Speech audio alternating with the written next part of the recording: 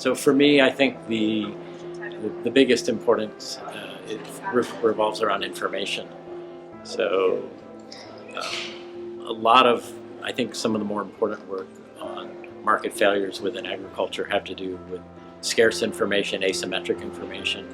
Asymmetric information means the farmer knows something about her characteristic, but the lender does not.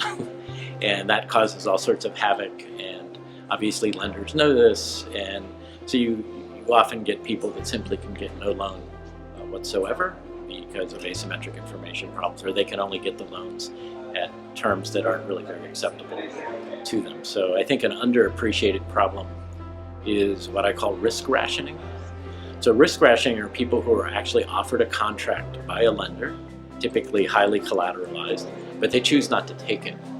And so we've investigated this with small-scale farmers, and small-scale farmers who are risk rationed look just like people that can't get any access to capital whatsoever. That is, their productivity is low, their incomes are low, their kids aren't growing well, the whole suite of problems that follow from that.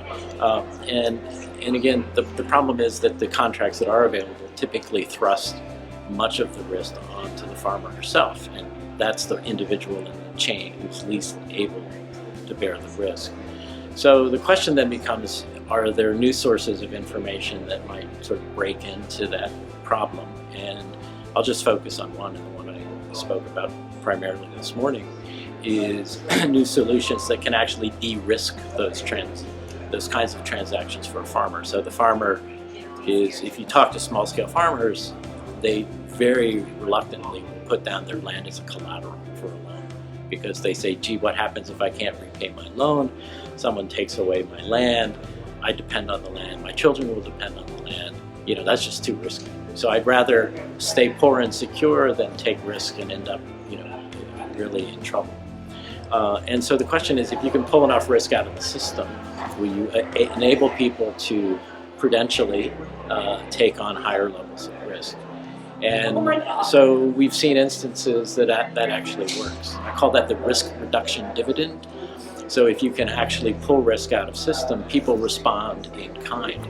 And one way to think about this, we did some work in Mali with small-scale cotton farmers. And the risk reduction dividend was huge. It implied about a 30 to 35% increase in family income. And if you think about that, that means the farmer was maintaining security for the family at a cost of 35% of their annual income, right? None of us pay 35% of our income in insurance premium, but you can, I've been looking at this for years for small-scale farmers. They will leave opportunities on the table that are too risky. And the orders of magnitude are potentially huge. And so de-risking a system is important. And satellite technologies in particular are slowly opening the doors to actually being able to genuinely de-risk agricultural systems so that farmers can take better advantage of the opportunities that are there and available to them.